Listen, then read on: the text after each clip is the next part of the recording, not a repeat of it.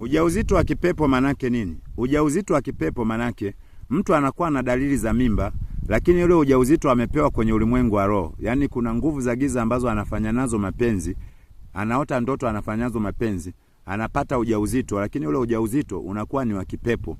Ukimwangalia, kuna mwingine unaweza ukakuta mimba inaonekana kabisa, lakini akienda kupima hospitali inaonekana hana mimba, lakini dalili za mimba anaziona.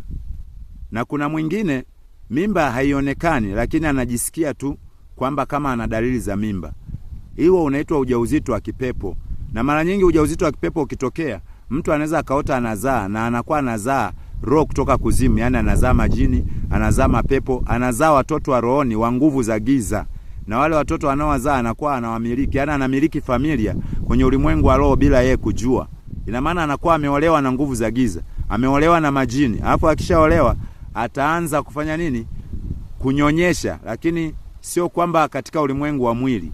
Naomba unielewe vizuri. Kwa hiyo roho kama hizo zikishaingia ndani yako zinapandikiza ubaya kwanza katika ndoa yako, lakini zinapandikiza ubaya katika uchumi, ubaya katika afya. Mtu wa namna hii hawezi kuwa na afya njema, lazima kuna vitu vitamsumbua sana katika afya yake. Mwingine unakuta anatokwa na damu muda mwingi. Anatokwa na damu muda mwingi mwanamke katika siku zake. Zinamtoka damu kupita ile hali ya kawaida. Kumbe yale maroho yamepandikiza uchafu na ubaya. Wengine anamtoka uchafu kabisa, ambayo akienda kutibiwa yanakuwa yatibiki. Swala la ujauzito wa kipepo usipuuzie. Jitahidi kuangalia kama huwa unaota hizo ndoto, na kama umeshawahi kuharibikiwa mimba bila sababu, na kama unajikuta wewe una amani, na kama unajikuta yani kuna muda unajikuta kama unaota umezaa afu ukiamka hauna ulichozaa, ujue hizo ni dalili za huo ujauzito wa kipepo. Na kama unajiona dalili za mimba afu ukipima hamna mimba, ujue tayari kuna ujauzito wa kipepo upo ndani yako. Usipende kupuuzia vitu. Kuna vitu vingine hata uende hospitali haviwezi kuondoka, kwa sababu ni mambo ambayo yapo rohoni.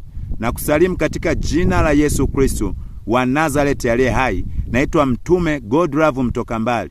Namba zangu zipo hapo juu, unaweza ukanipigia kwa ushauri, kwa maombi, ili uangalie ni namna gani unajitoa kwenye huo ujauzito wa kipepo ambao umekuwa ukisumbua maisha yako, uliosababisha mimba nyingi zikaharibika, uliosababisha ndoa yako ikayumba. Jitahidi kuangalia sana mambo kama haya. Kuna mambo sio ya kupuuzia.